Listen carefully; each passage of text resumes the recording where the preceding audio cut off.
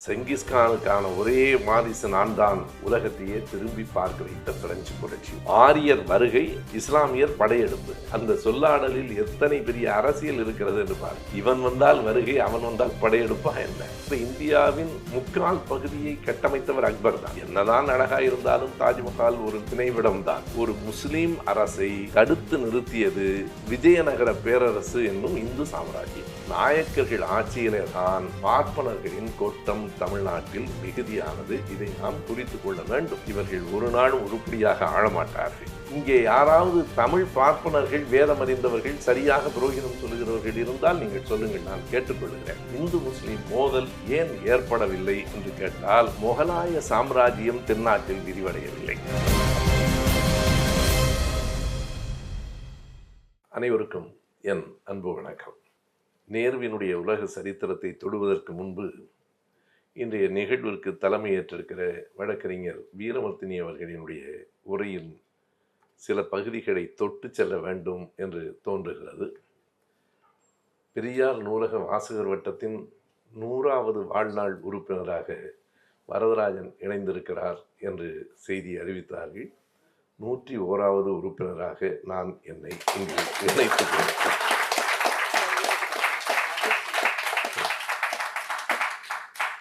அடுத்ததாக இன்றைக்கு குன்றக்குடி அடிகளார் ஆன்மீகத்திலே இருந்தாலும் ஐயாவோடு மிக நெருக்கமாகவும் இணக்கமாகவும் இருந்தவர்.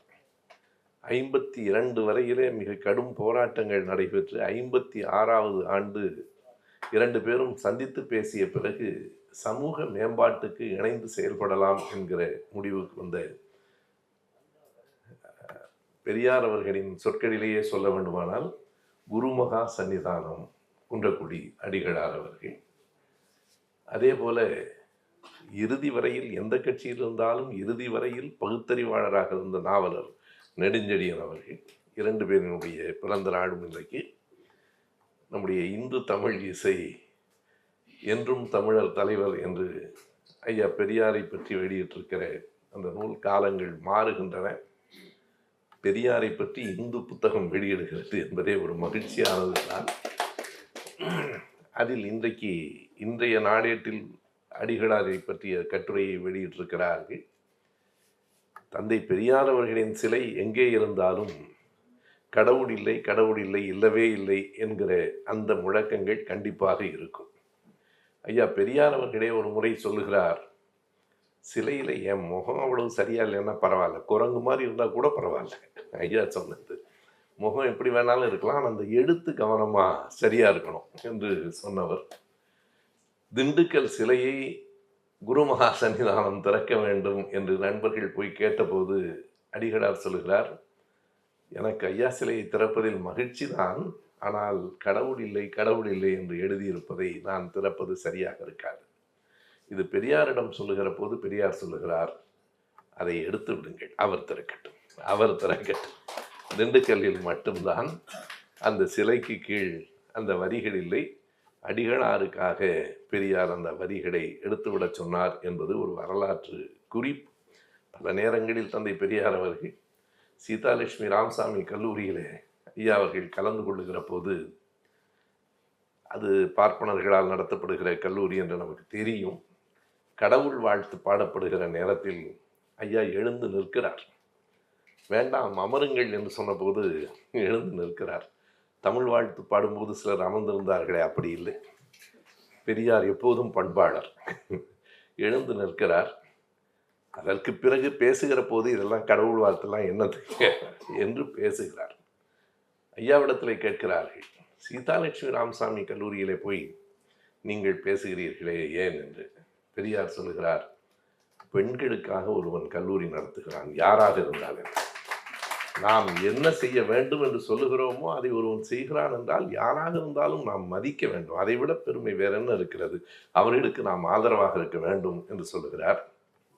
எனவே இத்தகைய குணங்களை எல்லாம் கொண்ட ஐயா பெரியார் அவர்களின் பெயரால் இருக்கிற இந்த நூலக வாசகர் வட்டத்தில் நம்முடைய தொடர் சொற்பொழிவுக்கு நான் வந்து விடுகிறேன். சென்ற அமர்வில் சிலுவை போர்கள் தொடங்கி செங்கிஸ்கான் வரையிலே வந்து நாம் அந்த அரங்கை நிறைவு செய்தோம். நான் தான் செங்கிஸ்கானின் வாரிசு என்று சொல்லி கொண்டு எழுந்த மங்கோலியனாக, ஆனால் உண்மையில் அவன் துருக்கி இருந்தான். தைமூர் தொடங்கி பிரெஞ்சு புரட்சி வரைக்கும் இன்றைக்கு நாம் பார்க்க போகிறோம்.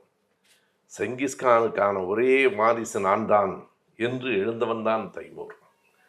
அவனுடைய முழுமையான பெயர் தைமூர் லங் என்று நேரு அவர்கள் குறிப்பிட்டு விட்டு அதற்கான காரணத்தையும் எழுதுகிறார். பாரசீக மொழியில் லங் என்றால் ஊனமுற்றவர் என்று பொருள். தைமூருக்கு கால் ஒரு முடமாக இருந்திருக்கிறது.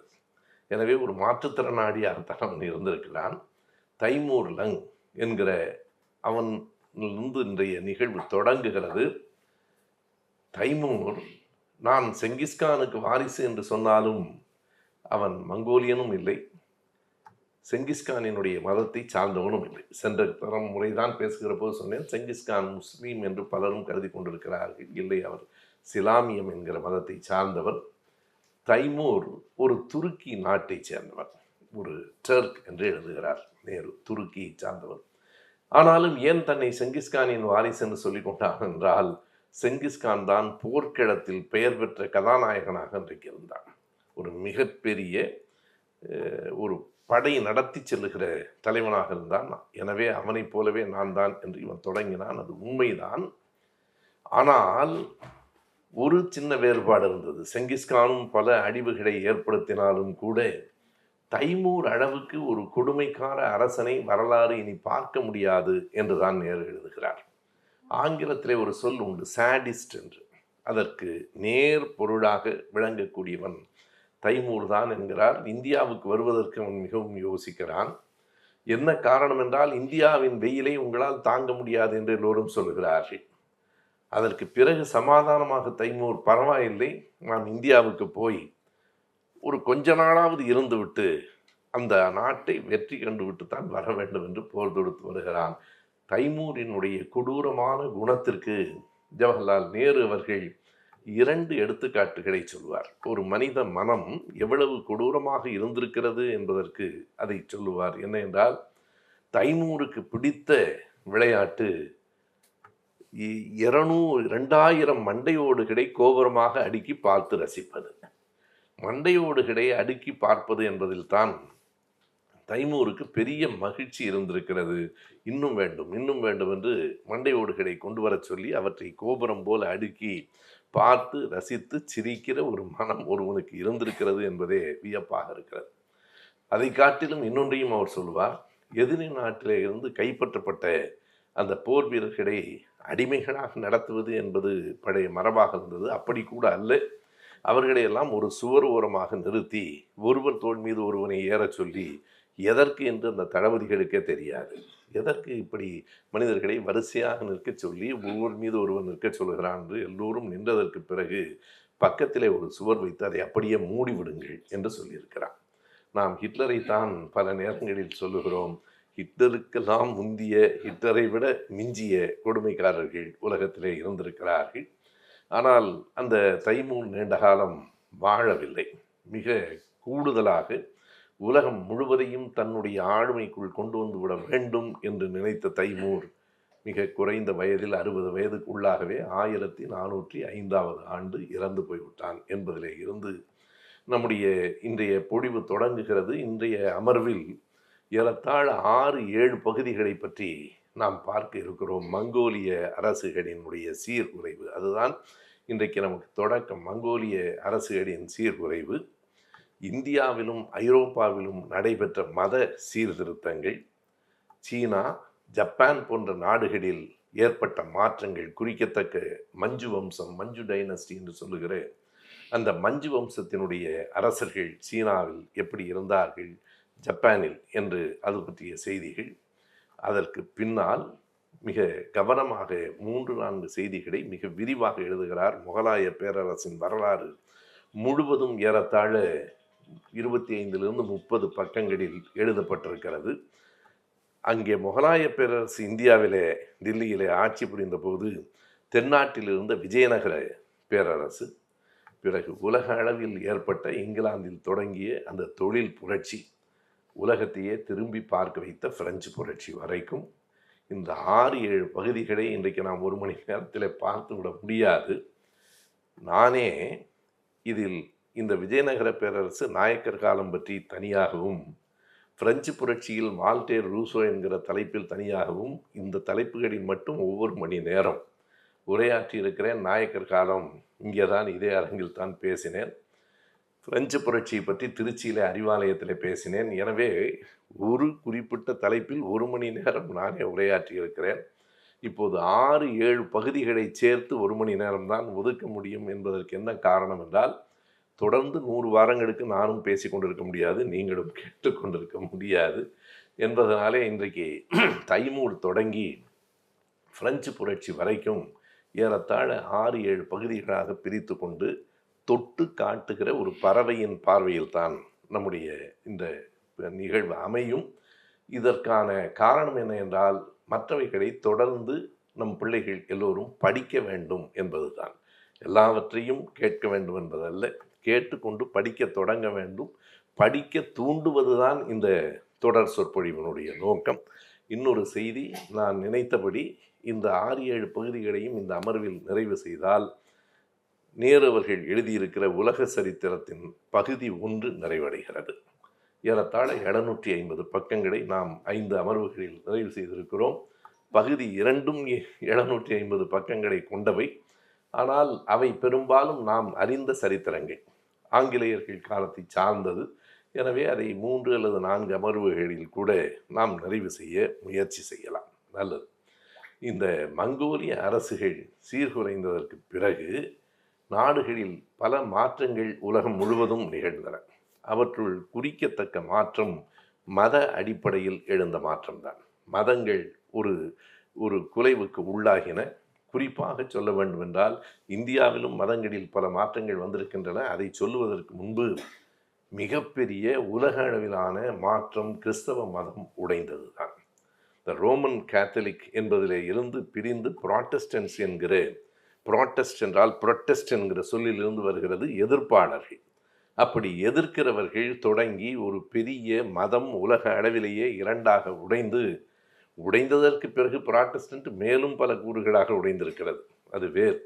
நான் சென்ற ஆண்டு வேலூரிலே ஒரு மத நல்லிணக்க மாநாட்டை திராவிட நட்பு கழகத்தின் சார்பாக நடத்த முயற்சிக்கிற போது, எல்லா கோயில்களுக்கும், எல்லா தேவாலயங்களுக்கும், எல்லா மசூதிகளுக்கும் உள்ளே போய் வந்தோம். அப்போதுதான் எனக்கு தெரிந்தது. ஏனென்றால் வேறொன்றும் அல்ல, நீங்கள் வேறு வேறு நம்பிக்கை உடையவர்களாக இருக்கலாம், நாங்கள் நம்பிக்கை அற்றவர்களாக இருக்கலாம்.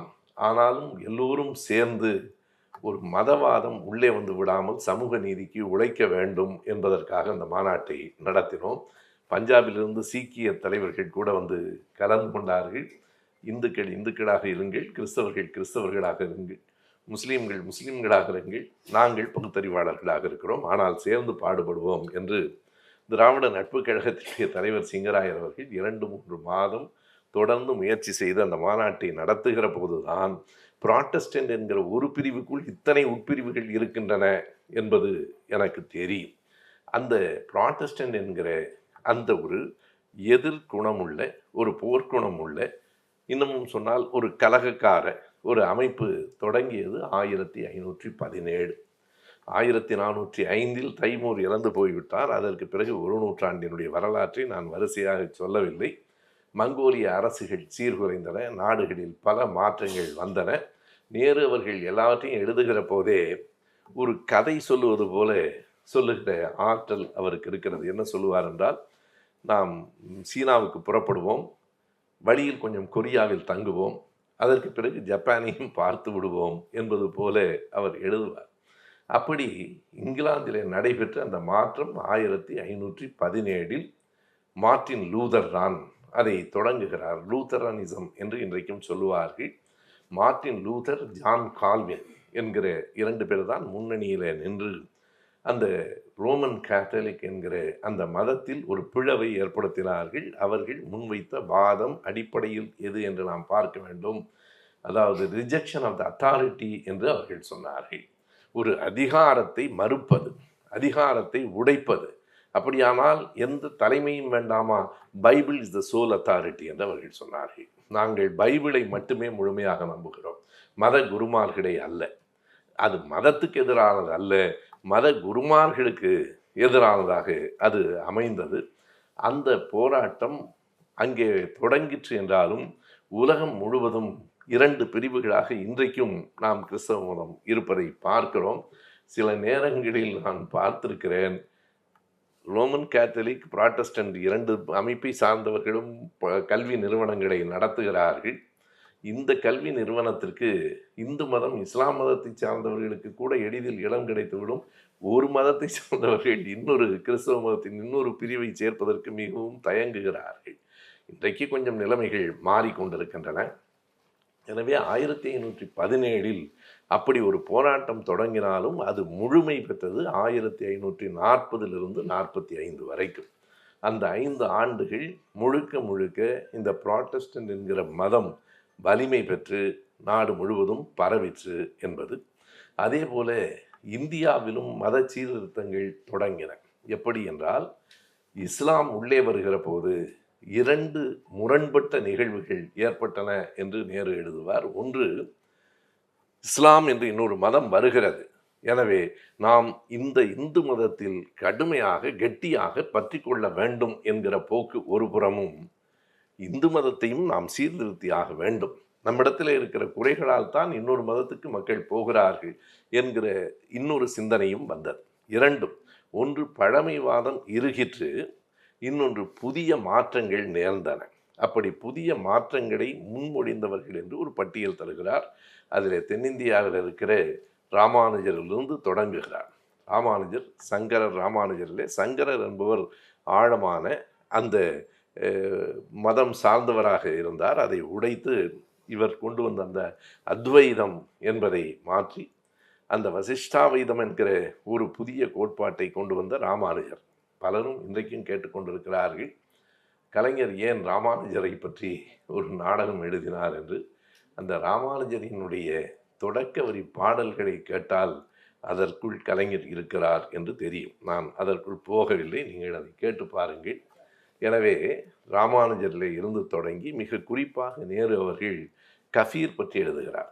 ராமானந்தரினுடைய சீடராக இருந்த கஃபீர் ஒரு முஸ்லீம் மதத்தை சார்ந்த நெசவாடி. அவர் தொடங்கி இருக்கிற அந்த பாதை இந்துக்கள், இஸ்லாமியர்கள் எல்லோருக்கும் உரியது. எனவே மதத்தை தாண்டிய ஒரு ஒருமைப்பாட்டை கஃபீர் தான் தொடக்கி வைக்கிறார். அந்த கஃபீரினுடைய தொடக்கம் பல புதிய மாற்றங்களை கொண்டு வந்து தருகிறது. மதங்களை தாண்டி மனிதத்தை நேசிக்கிற ஒரு போக்கு கஃபீரிடமிருந்து தொடங்குகிறது. கஃபீரினுடைய பாடல்களை எல்லாம் கூட நேரு அவர்கள் எடுத்து தருகிறார். நிறைய பலவற்றிலிருந்தும் படித்து தேர்ந்தெடுத்து கொடுக்கிற ஒரு பாங்கினை நாம் இந்த புத்தகத்திலே பார்க்க முடியும். அதுபோல நிறைய மத சீர்திருத்தங்களும் இந்தியாவிலும் ஐரோப்பாவிலும் தொடங்கின. மதங்களை தாண்டி இந்த மண்ணில் ஒருவரை ஒருவர் நேசிக்கிற ஒரு இயல்பு வர வேண்டும் என்பதுதான். ஆனால் அது உடைந்து மதங்களுக்கான போராட்டமாக அது எப்போது மாறுகிறது என்றால், இந்தியாவில் ஒரு முகலாய சாம்ராஜ்யம் ஏற்படுகிற போது. இன்றைக்கும் அவர்கள் திரும்ப திரும்ப என்ன சொல்லி கொண்டிருக்கிறார்கள்? பாபர் கட்டிய அந்த மசூதியை இடிப்பதென்று. பாபரிலிருந்து தான் அது தொடங்குகிறது. ஏன் அது தமிழ்நாட்டுக்கு வரவில்லை என்பதற்கான காரணத்தையும் நாம் பார்க்கலாம். பாபர் தான் தொடக்கம். 1526 பானிப்பட்டு யுத்தம். அந்த முகலாய சாம்ராஜ்யத்தை பற்றி மிக விரிவாக நேரு அவர்கள் சொல்லுகிறார். 1526 பாபர் உள்ளே வருகிற போது பாபருக்கு இருக்கிற வாழ்க்கையினுடைய வரலாற்றையும் நாம் பார்க்க வேண்டும். 11 வயதில் மன்னனானான். நேரு எழுதுவார், கையில் எழுத்தாணி எடுக்க வேண்டிய இடத்தில் செங்கோல் அவன் கைக்கு வந்து சேர்ந்தது.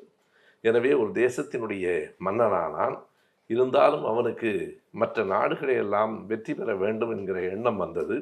1526 இங்கே இருந்த சுல்தானை வென்று, எதை நாம் கவனிக்க வேண்டும் என்றால், இஸ்லாமியர்கள் படையெடுத்து வந்தார்கள். யாரை அடித்தார்கள்? இங்கே இருக்கிற சுல்தானை தான் எதிர்த்து போரிட்டார்கள். அதையும் நான் பல நேரங்களிலே குறிப்பிடுவேன். நம்முடைய பாடப்புத்தகங்களே என்ன சொல்லுகின்றன என்றால், ஆரியர் வருகை, இஸ்லாமியர் படையெடுப்பு. அந்த சொல்லாடலில் எத்தனை பெரிய அரசியல் இருக்கிறது என்று பாருங்கள். இவன் வந்தால் வருகை, அவன் வந்தால் படையெடுப்பா என்ன? இஸ்லாமியர் வருகை என்ற, ஆரியர் வருகை என்றால் இஸ்லாமியரும் வருகை தான். இஸ்லாமியர் படையெடுப்பு என்றால் ஆரியரும் படையெடுப்பு தான். எனவே அப்படி இஸ்லாமியர் படையெடுப்பு என்று சொல்லுவது எங்கே தொடங்குகிறது? பாபரிடமிருந்து தொடங்குகிறது. பாபரிடமிருந்து அவுரங்கசீப் வரைக்கும், அவுரங்கசீபுக்கு பின்னாலும் ஒரு 60-70 ஆண்டுகள் அவர்களினுடைய வாரிசுகள் இருந்தார்கள், பகதூர் ஷா வரைக்கும். ஆனால் ஆட்சி ஒரு பெரிய எழுச்சியாக இருந்த காலகட்டம் என்பது 1526 பாபர் தொடங்கி 1707 அவுரங்கசீப் இறந்து போகிற வரையில் ஏறத்தாழ 181 ஆண்டுகள் முகலாய சாம்ராஜ்யம் வடநாடு முழுவதும் பரவி இருந்தது. வடநாடு இந்தியா முழுவதும் அல்ல, வடநாடு முழுவதும் பரவி இருந்தது.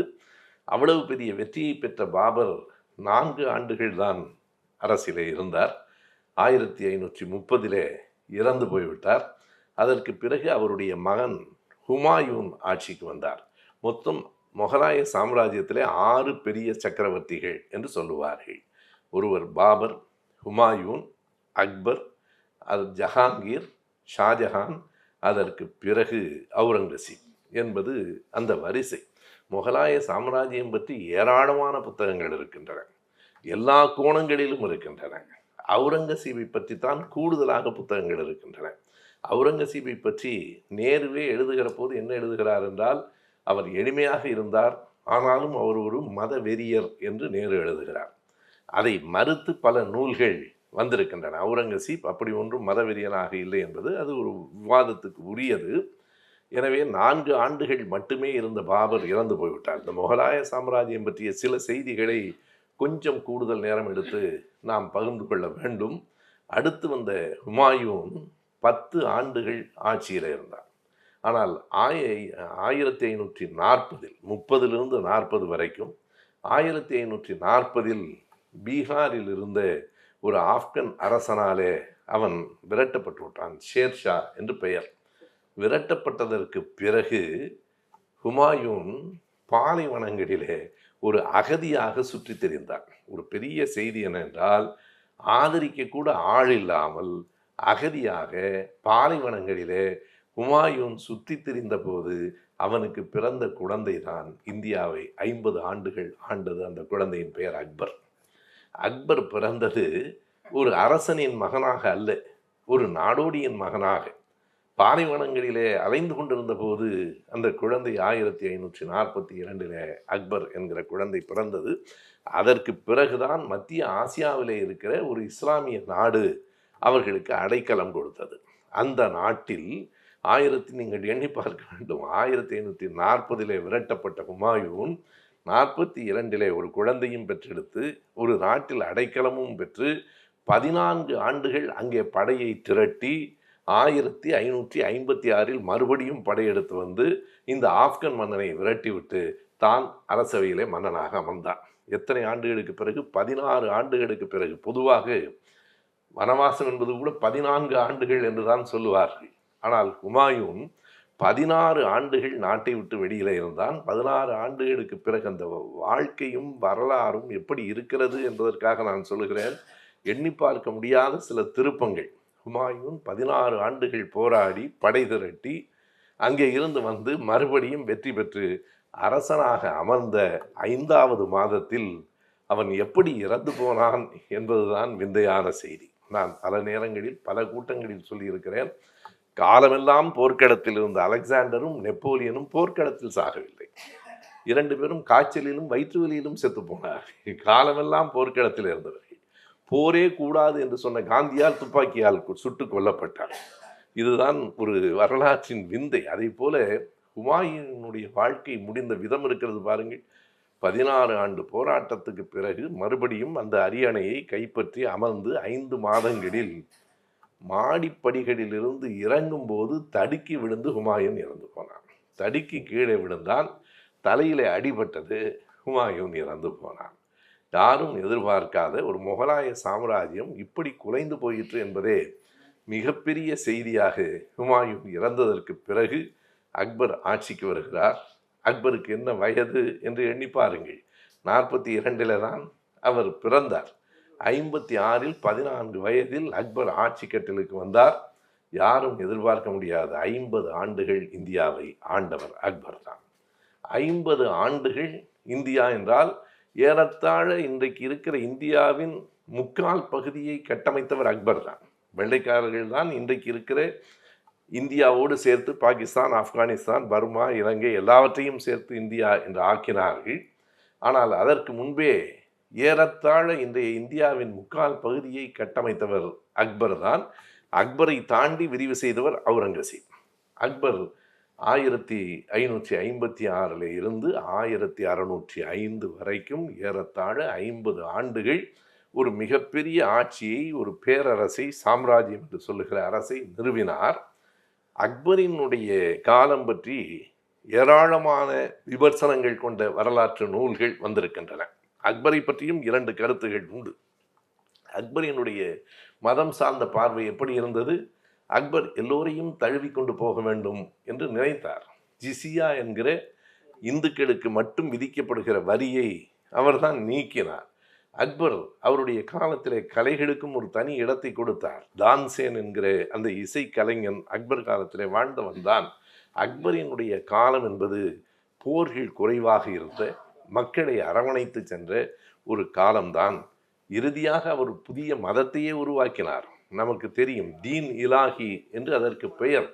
தீன் இலாஹி என்றால் அது கடவுளின் மதம், அவ்வளவுதான். எந்த கடவுள் என்று அல்ல, தீன் இலாஹி. எல்லா மதத்தில் இருக்கிறவர்களும் வரலாம். இது ஒரு பொதுவான மதம் என்று சொன்னால் யாருமே வரவில்லை. எப்போதுமே எல்லோருக்கும் உரியது என்றால் பல நேரங்களில் அது யாருக்கும் உரியதாக இருக்காது. நேற்றைக்குத்தான் நாம் பேசி கொண்டிருந்தோம்.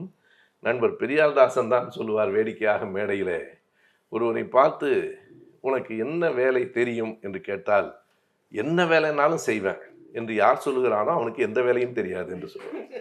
யார் ஏதாவது குறிப்பிட்டு இந்த வேலையில் நான் கெட்டிக்காரன்னா தான் அவனை நம்பணும். எல்லா வேலையும் செய்வான்னா அதோட நிறுத்திடுங்க, அவனுக்கு ஒரு வேலையும் தெரியாதுன்னு அர்த்தம் என்று சொல்லுவார். எல்லா மதங்களுக்கும் பொதுவான மதம் தீன் இலாஹி என்று அக்பர் சொன்னார். அவருடைய மகனே அதில் சேரவில்லை. அதில் யாருமே அக்பரினுடைய காலத்தில் அவருடைய மற்ற செயல்களுக்கெல்லாம் ஆதரவு இருந்தது. ஆனால் அந்த மதத்தை அவர் தொடங்கிய போது அதற்கு ஆதரவு இல்லை. என்ன காரணம் என்றால், தங்கள் மதத்தை குலைத்து விடுகிறார் என்று ஒவ்வொரு மதத்துக்காரனும் நினைத்தார். இஸ்லாமியர்கள் தங்கள் மதத்துக்கு எதிராக இவர் இன்னொரு மதத்தை தொடங்குகிறார் என்று நினைத்தார்கள். இந்துக்களாக இருந்தவர்கள் தங்களை உள்ளே இழுப்பதற்காகத்தான் இப்படி ஒரு புதிய மதத்தை அவர் உருவாக்குகிறார் என்று நினைத்தார்கள். எனவே அக்பரினுடைய அரசாட்சிக்கு ஒரு பெயர் இருந்தது. ஆனால் அவருடைய மதம் தொடங்குகிற முயற்சி தோல்வியில் தான் முடிந்தது என்பதையும் குறித்து கொள்ள வேண்டும். அக்பருக்கு பிறகு ஜஹாங்கீர் ஏறத்தாழ 20 ஆண்டுகள் ஆட்சியில் இருந்தாலும் அவருக்கு அந்த அளவுக்கு புகழில்லை. அதற்கு பிறகு வந்தவர் தான் ஷாஜஹான். ஷாஜஹான் என்றால் எல்லோருக்கும் தெரிந்த செய்தி தாஜ்மஹால் தான். தாஜ்மஹாலில், அதாவது இன்னமும் சரியாக சொன்னால், நம்முடைய கவிஞர் அறிவு மணி ஒரு முறை எழுதினார், ஒரு காதலி தன் காதலனை பார்த்து சொல்லுவதாக, எனக்கு இறந்த பிறகு தாஜ்மஹால் வேண்டாம், வாழும்போது ஒரு குடிசை போதும் என்று. வாழும்போது குடிசை இல்லாமல் இருக்கிறவர்கள் தான் இறந்த பிறகு தாஜ்மஹால் கட்டி என்ன பயன் இருக்கிறது? ஷாஜஹான் 30 ஆண்டுகள் ஆட்சி நடத்தினார். 30 ஆண்டுகள் ஆட்சி நடத்துகிற போது கடைசியாக அவர் எதிரி அரசனால் கொல்லப்படவோ, எதிரி அரசனால் பதவியை விட்டு நீக்கப்படவோ இல்லை. அவருடைய மகன் அவுரங்கசீபால் தான் நீக்கப்பட்டார். அவுரங்கசீப் அந்த மும்தாஜுக்கு அருகிலே தான் ஒரு இடத்தில் சிறையில் வைத்தார். என்ன என்றால், தன் தந்தைக்கு அவுரங்கசீப் செய்த மிகப்பெரிய உதவி, சரி நீ சாகும் வரை உன் காதலிக்காக கட்டி அந்த தாஜ்மஹாலை பார்த்து கொண்டாவது இரு என்பதுதான். அங்கே இருந்து பார்க்கிற போது தாஜ்மஹால் தெரியும். அந்த தாஜ்மஹால் அந்த ஆற்றங்கரையின் ஓரத்திலே கட்டப்பட்டிருக்கிற அந்த அழகான, என்னதான் அழகாக இருந்தாலும் தாஜ்மஹால் ஒரு நினைவிடம் தான், அதை நாம் நினைவிலே கொள்ள வேண்டும்.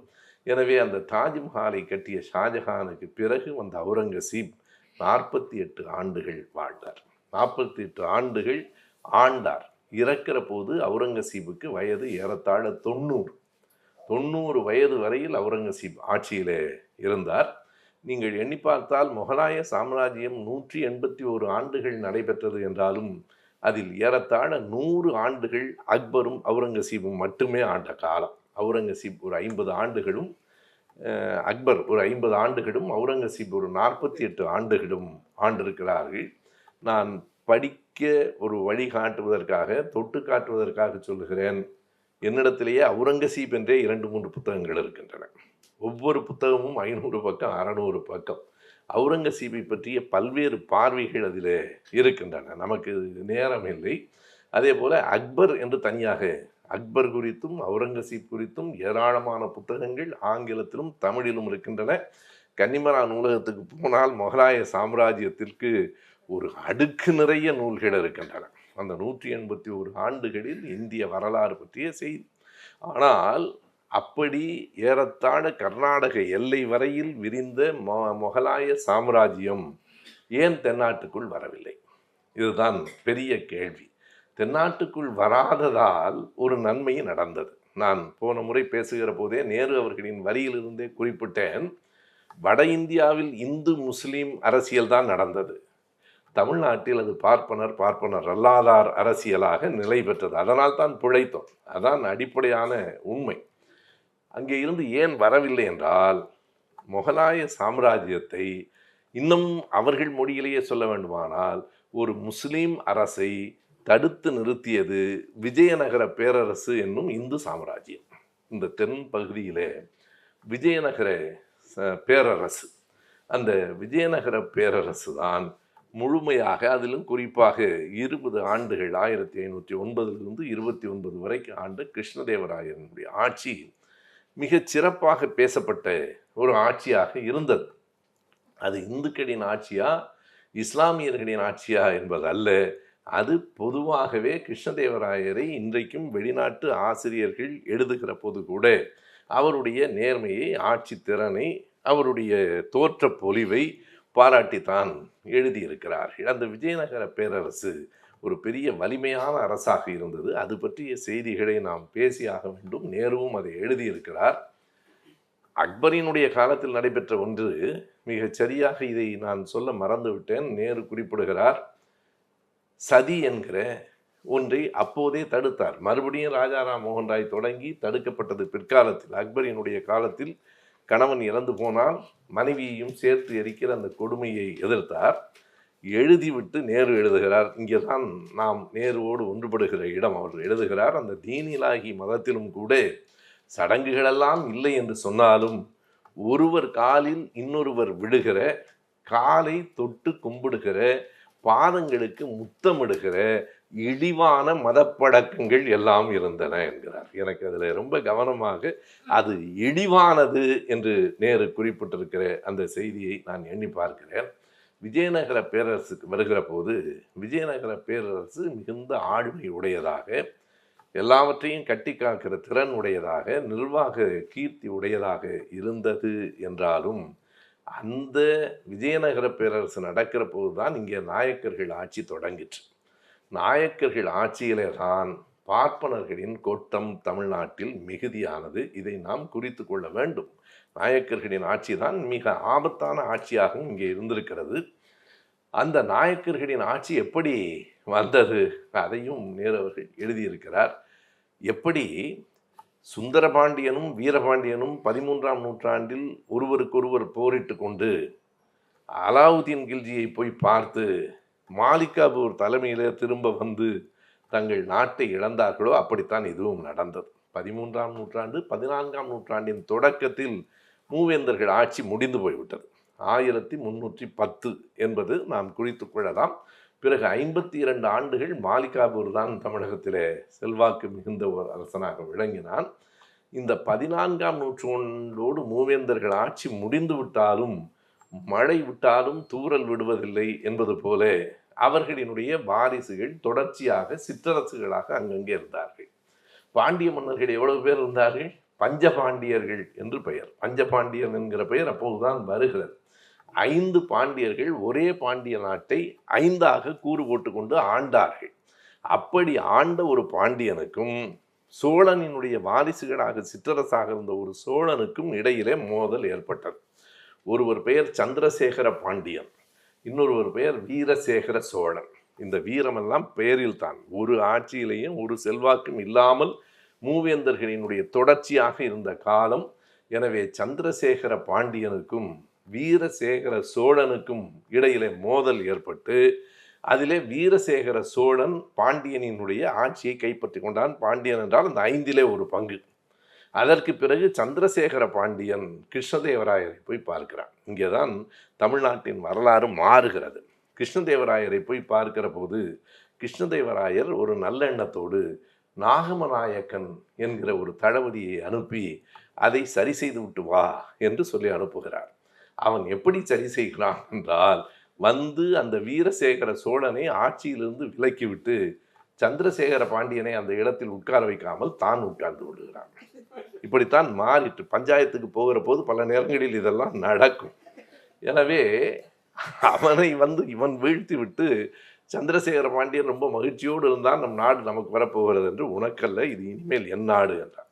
மறுபடியும் சந்திரசேகர பாண்டியனும் வீரசேகர சோழன் 2 பேரும் சேர்ந்து கிருஷ்ணதேவராயரிடத்திலே போய், ஒன்று எனக்காவது வேண்டும் அல்லது அவனுக்காவது வேண்டும், எங்கள் 2 பேருக்கும் இல்லாமல் நீங்கள் அனுப்பிய நாகமநாயக்கன் அமர்ந்து கொண்டான் என்ற போது மிக நேர்மையாக கிருஷ்ணதேவராயர் நாகமநாயக்கனுக்கு தூது அனுப்புகிறார். நீ ஆட்சியை விட்டு வா. அவன் திரும்ப சொல்லுகிறான், இது நான் பற்றிய ஆட்சி, இதை நீங்கள் அங்கே இருந்து கொண்டு அதிகாரம் செய்ய முடியாது. யார் அனுப்பி வைத்தாரோ அவனுக்கே நாகமநாயக்கன் சொன்ன பதில். உடனே கொதித்து எழுந்த கிருஷ்ணதேவராயர் இந்த நாகமநாயக்கனை அடக்குவதற்கு இந்த அவையிலிருந்து யார், எந்த தளபதி தயாராக இருக்கிறீர்கள் என்று கேட்டால், ஒரு இளைஞன் கை உயர்த்தினான். நான் நாகமநாயக்கனை போர் தொடுத்து அழைத்து வருகிறேன் என்று. அவன் யார் என்றால் நாகமநாயக்கனின் மகன் விஸ்வநாத நாயக்கன்.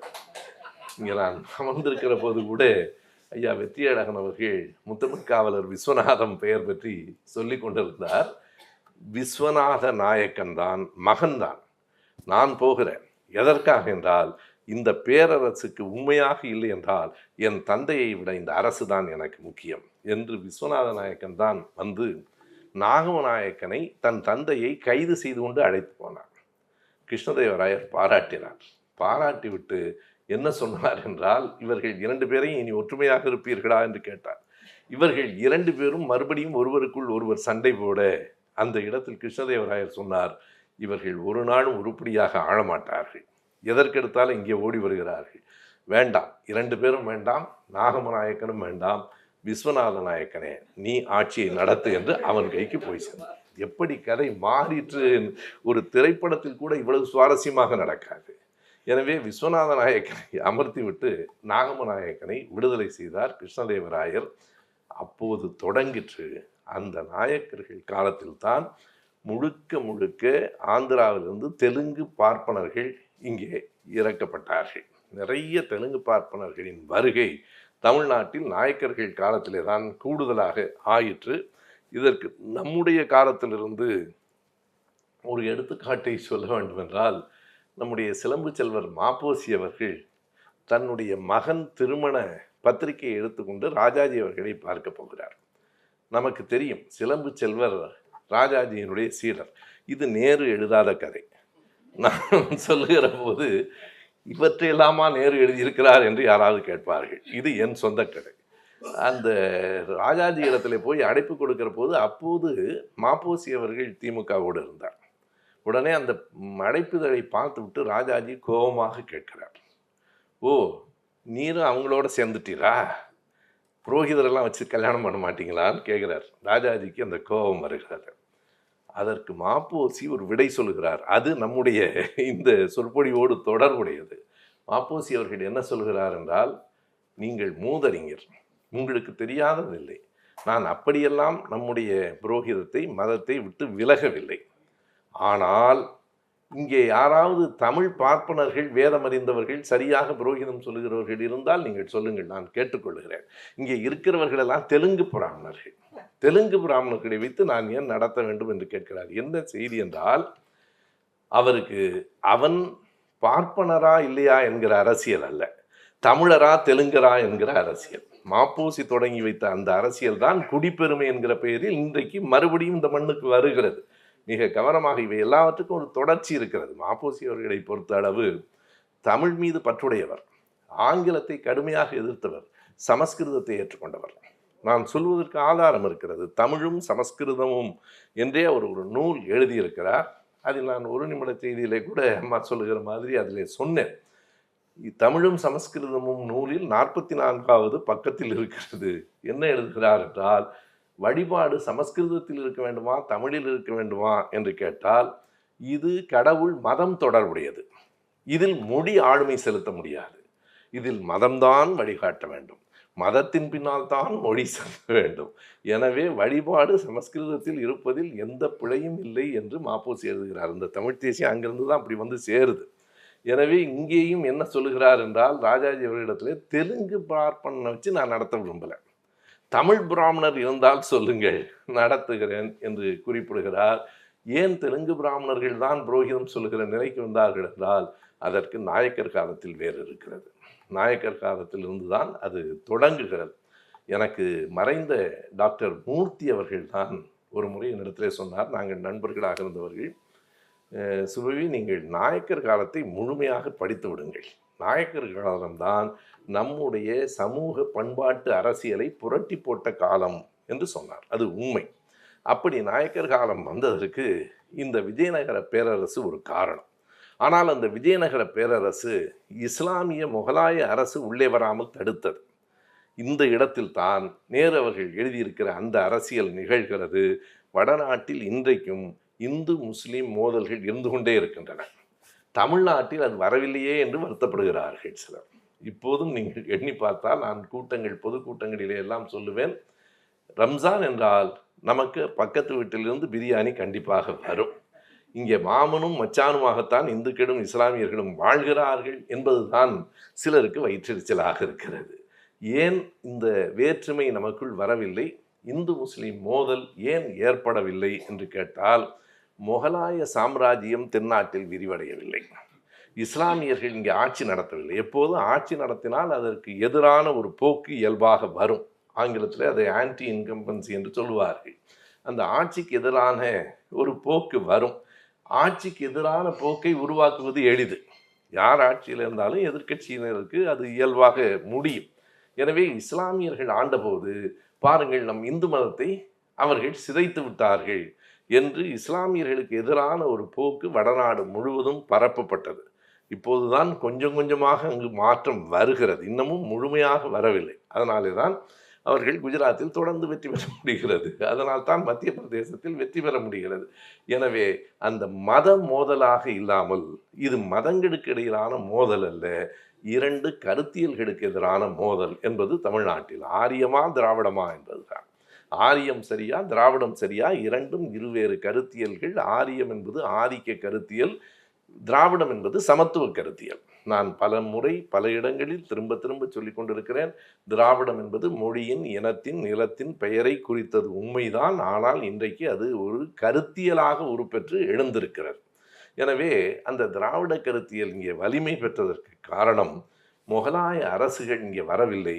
எனவே மதத்தின் அடிப்படையிலான மோதல் இல்லை. மதங்களின் அடிப்படையில் மோதல் இருந்ததால் தான் இன்றைக்கு வடநாட்டில் பல மாநிலங்களில் பட்டியலின மக்களை விட இஸ்லாமியர்கள் பின்தங்கி இருக்கிறார்கள்.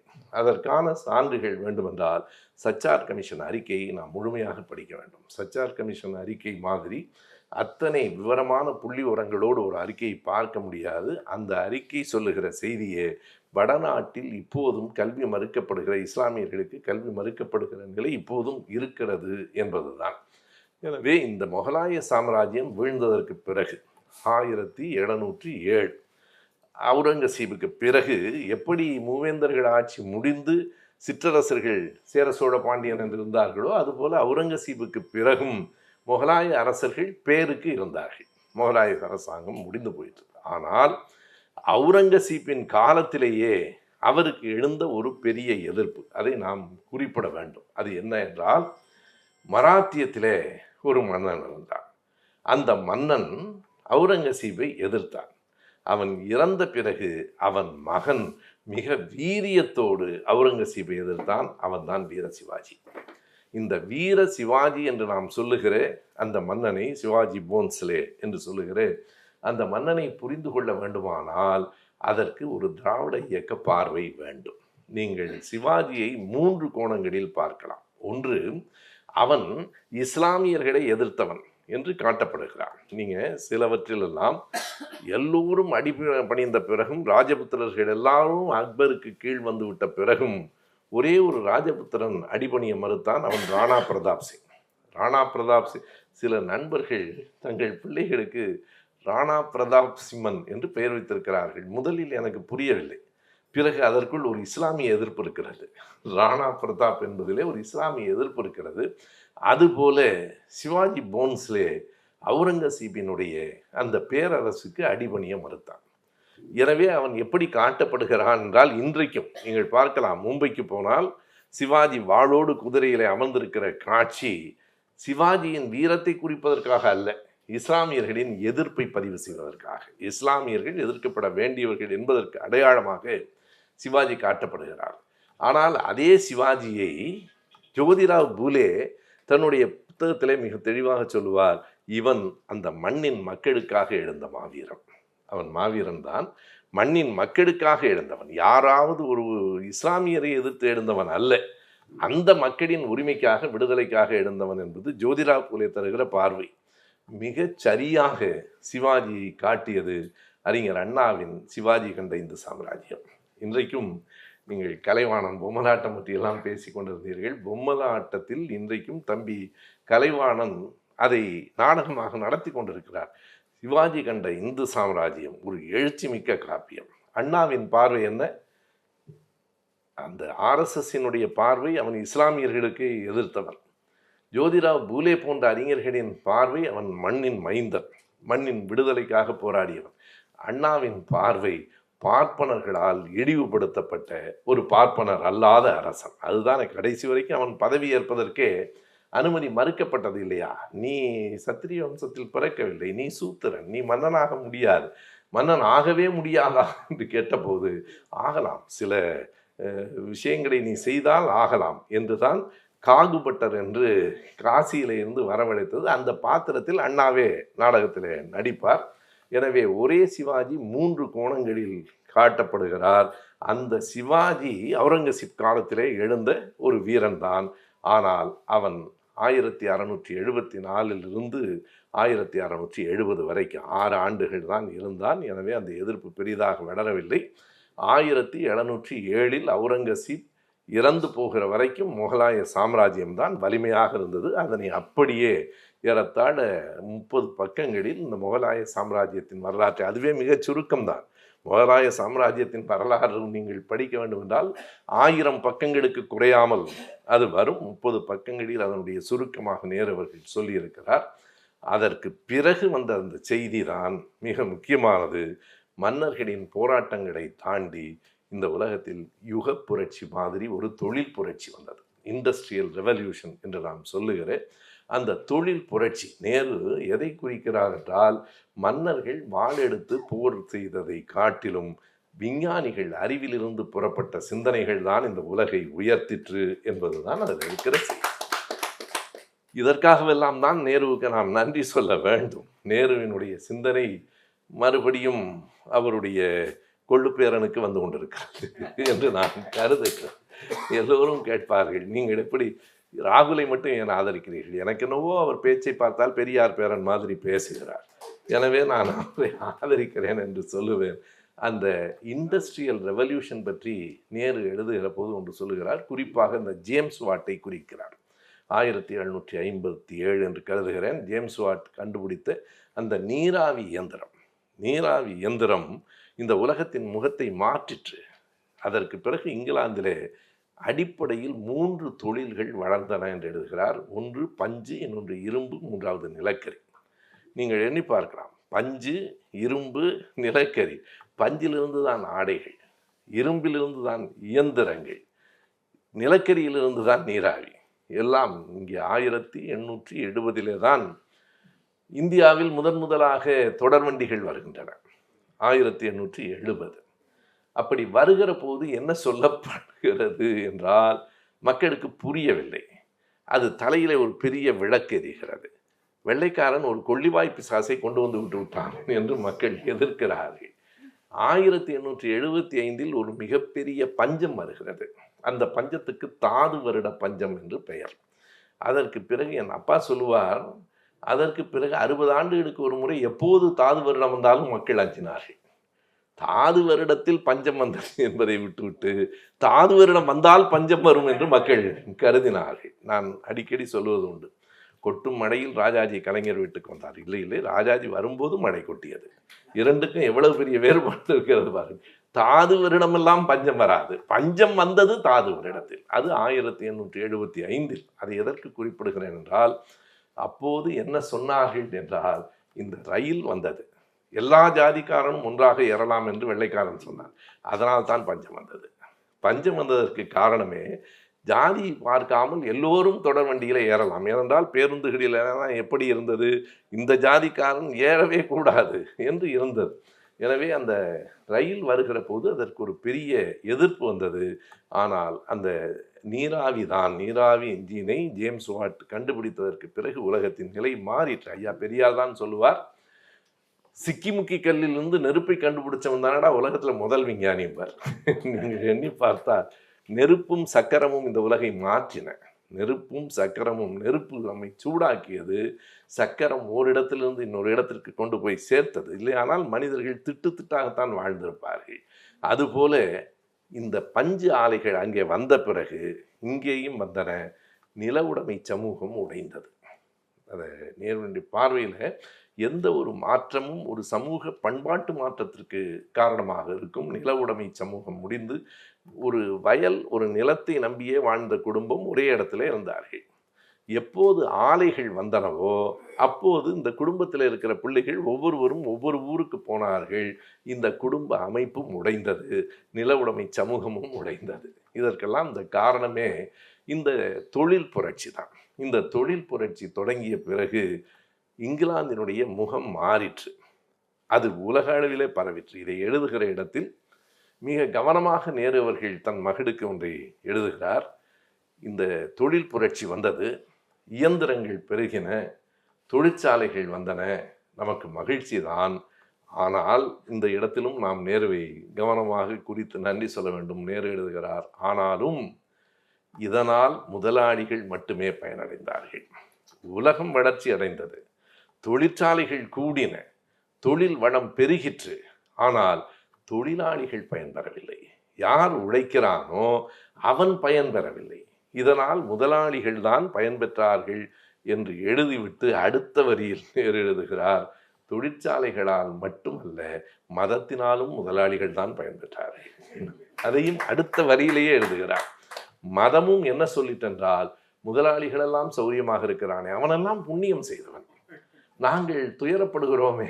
நேரு எழுதுகிறார், இகத்தில் நீ சிரமப்பட்டால் பரத்தில் நன்றாக இருப்பாய். நேரு அதற்கு என்ன சொல்லி ஆங்கிலத்தில் பயன்படுத்தி இருக்கிறார் என்று எனக்கு தெரியவில்லை. ஓவி அழகேசன் அவர்கள் அதை எழுதியிருக்கிறார். ஐயா நம்முடைய எழுத்தாளர் வீரமணியா அவர்கள் தான் சொன்னார்கள், நேருவின் இதே புத்தகத்தை ஜெயா அருணாச்சலம் என்பவர் முதலில் மொழிபெயர்த்திருக்கிறார் என்று. நான் இன்னும் அந்த புத்தகத்தை பார்க்கவில்லை. இந்த மொழிபெயர்ப்புக்காக சொல்லுகிறேன்.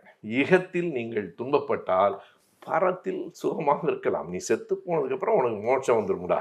ஆக இருக்கிற வரைக்கும் செத்து தொலைந்து செத்த பிறகு வாழலாம் என்பதுதான் மதம்.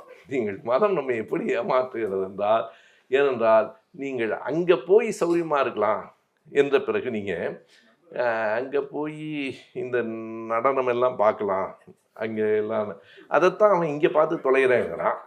அதை நீ அங்கே போய் பார்த்துக்க, இங்கே பார்க்கக்கூடாதுன்ற. எனவே ரொம்ப அருமையாக அவர் எழுதுகிறார், தொழிற் புரட்சி வந்தது, தொழிற்சாலைகள் இயந்திரங்கள் பெருகின, எல்லாம் மகிழ்ச்சி தான். ஆனால் அதனாலும் முதலாளிகளே பயன்பெற்றார்கள், உழைக்கிற மக்கள் பயன்பெறவில்லை.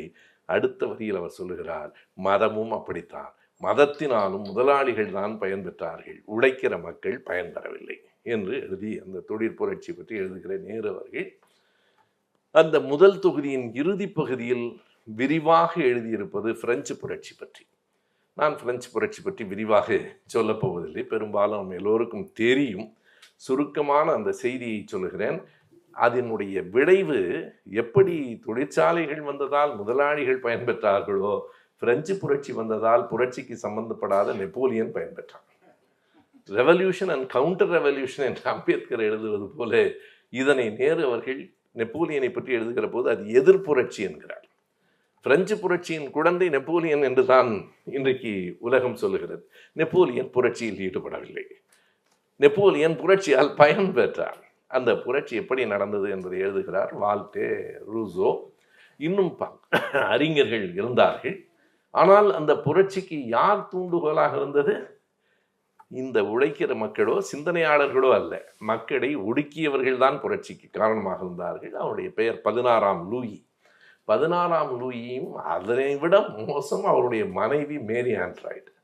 அந்த மேரியினுடைய சொற்கள் தான் கோபத்தை கூட்டின. நீங்கள் எப்போதும் ஒன்றை நினைவில் வைத்துக் கொள்ளலாம். நம்மை பற்றி, நம் தலைவர்களை பற்றி, நம் இயக்கத்தை பற்றி மிக கொடூரமாக சிலர் பேசுகிறார்கள் என்றால் ஒரு விதத்தில் அவர்கள் நமக்கு உணர்வூட்டுகிறார்கள் என்று பெயர்.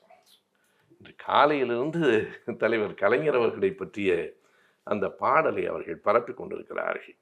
மிகச் சுருக்கமாக சொன்னால் ஒரு அயோக்கியத்தனமான பாடல் வரிகளை எழுதியிருக்கிறார்கள். நான் வரும்போது தம்பிகளிடத்திலே சொன்னேன், நம்முடைய நரம்புகளுக்கு அவர்கள் எதிரிகள் முறுக்கேற்றுகிறார்கள். தலைவர் கலைஞர் இந்த மண்ணுக்கு செய்தவைகளெல்லாம் மறைத்து அவரை பற்றி கடுஞ்சொற்களால் விமர்சனம் கூடாது என்று எப்போதும் நான் சொல்லவில்லை. ஆனால் தனி மனிதரை, இறந்து போன ஒரு மாமனிதரை மிக கடுமையான சொற்களால் பேசுகிறார்கள். அப்படித்தான் 16ஆம் லூயியின் மனைவி மேரி சொன்னாள். உலக புகழ்பெற்ற வரி நாம் எல்லோரும் அறிவோம். பசிக்கிறது, உணவு இல்லை, ரொட்டி இல்லை. சரி, ரொட்டி இல்லை என்றால் கேக் சாப்பிடுங்கள் என்று சொன்னார். அந்த புரட்சியினுடைய தூண்டுதலாக அமைந்த கோபப்படுத்திய வரி அது. உண்பதற்கு உணவே இல்லை, ரொட்டியே இல்லை என்றால் நீங்கள் கேக்கு சாப்பிடுங்களேன், ஏன் ரொட்டியை தேடுகிறீர்கள் என்று பன்னீரில் குடித்த மேரி ஆண்ட்ராய்டு. மேரி ஆண்ட்ராய்டினுடைய ஒரு பழக்கம் பன்னீரில் குடிப்பது. அப்படிப்பட்ட ஒருத்தியால் ஒரு மிகப்பெரிய கோபம் எழுந்தது. அந்த கோபத்தின் முதல் தொடக்கம் எங்கே? 1879 ஜூலை மாதம் 14ஆம் தேதி பாஸ்டில் சிறை உடைக்கப்பட்டது. அந்த சிறை உடைப்பு என்பது உலக வரலாற்றில் ஒரு புதிய எழுச்சி. சிறையை உடைத்து எனக்கு அந்த வாய்ப்பு கிடைத்தது. அந்த சிறை இருந்த இடத்தை நான் பாரிஸ் போகிற போது அந்த இடத்துக்கு போய் பார்க்க வேண்டும் என்றே பார்த்தேன். அந்த சிறை உடைப்பு பற்றிய ஒரு செய்தி நேரு அவர்களும் எழுதியிருக்கிறார், வரலாற்றிலும் நாம் படித்திருக்கிறோம். சிறையை உடைத்த பிறகு கைதிகள், உள்ளே இருந்தவர்கள், பல ஆண்டுகளாக உள்ளே இருந்தவர்கள் விரைந்து வெளியே வருகிறார்கள். சில நிமிடங்கள் நிற்கிறார்கள், மறுபடியும் பயந்து போய் சிறைக்குள் போய் விடுகிறார்கள். என்ன பயம் அவர்களுக்கு? கண்களின் ஒளி கூசுகிறது. பல ஆண்டுகள் இருட்டிலேயே கிடந்தவர்கள் ஒளியை பார்த்து அஞ்சினார்கள் என்பதுதான் அந்த பாஸ்டில் சிறையில் இருக்கிற அந்த சிறை உடைப்பில் அவர்கள் இருட்டு அறையில் கிடந்தவர்கள் வெளியில் வந்து அந்த வெளிச்சத்தை பார்த்த பிறகு கண்கள் கூசுகிறது. பூட்டிய இருப்பு கூட்டின் கதவுகள் திறந்தன, சிறுத்தையை வெளியில் வா என்று புரட்சி கவிஞர் பாடும்போது எனக்கு தோன்றும், கதவு திறந்தா சிறுத்தை தானா வந்துடாதா? ஏன் போய் புரட்சி கவிஞர் நின்று சிறுத்தையே வெளியில் வான்னு கூப்பிடணுமான்னா, பல ஆண்டுகள் சிறையில் இருந்து பழகிய சிங்கம் வெளியில் வராதோ என்னவோ என்று தோன்றும். சிறையிலேயே அடைக்கப்பட்டு கிடந்த அந்த மக்கள் பாஸ்டில் சிறை உடைக்கப்பட்ட போது வெளியில் வராமல் உள்ளே போய்விட்டார்கள். இது 1789 ஜூலை 14ஆம் தேதி. அந்த பாஸ்டில் சிறை உடைக்கப்பட்ட பிறகு 16ஆம் லூயிக்கு ஒரு பயம் வருகிறது. முப்பேராயத்தை கூட்டுகிறான். முப்பேராயம் என்றால் பிரபுக்கள், குருமார்கள், சாமானியர்கள், காமன்ஸ் என்று சொல்வது. சாமானியர்கள் என்றால் ஏழை எளியவர்கள் என்று பொருள் அல்ல. இந்த பிரபுக்களாகவும் குருமார்களாகவும் இல்லாத செல்வாக்கு உடைய மக்கள் முப்பேராயத்தை கூட்டி எப்படி இந்த நாட்டை காப்பாற்றுவது என்று கேட்கிறான். அந்த கேள்வியினுடைய உட்பொருள் என்ன என்றால், எப்படி தன்னை காப்பாற்றிக் கொள்வது. எப்போதெல்லாம் தங்களுக்கு பிரச்சனை வருகிறதோ அப்போதெல்லாம் நாட்டுக்கு பிரச்சனை என்று சொல்வார்கள். அவனிடமிருந்து இன்னமும் கற்றுக்கொண்டிருக்கிறார்கள். தங்களுக்கு பிரச்சனை வருகிற போதெல்லாம் நாட்டுக்கு பிரச்சனை வந்து விட்டது என்பார்கள். புலிக்கு பயந்தவனெல்லாம் தன் மீது படுத்துக்கொள் என்பது போல 16ஆம் லூயியும் அவனுடைய மனைவியும் முப்பேராயத்தை அழைத்து என்ன செய்யலாம் என்று கேட்டார்கள். சரி செய்து விடலாம் என்று இவர்கள் எல்லோரும் சொன்னார்கள். இவர்கள் எல்லோரையும் புரட்சி சரி செய்து விட்டது. அதுதான் நடந்தது. 1791 ஆண்டு மே மாசத்திலிருந்து அந்த புரட்சிக்கு இடம்பெற்று, தொழில் புரட்சியின் விளைவு என்ன தெரியுமா? பல இயந்திரங்கள், உற்பத்தி செய்கிற இயந்திரங்கள் மட்டுமல்ல, கில்லட்டின் என்கிற இயந்திரமும் கண்டுபிடிக்கப்பட்டது. அந்த கில்லட்டின் இயந்திரத்திற்குத்தான் அந்த எதேச்சாதிகாரிகளின் தலைகள் பலியாக்கப்பட்டன. ஆனாலும் அந்த புரட்சி நிலையாக நிற்கவில்லை. அதற்கு பிறகு அந்த புரட்சியின் பயனை எங்கிருந்தோ அந்த நெப்போலியன் கையில் எடுத்துக்கொண்டார்.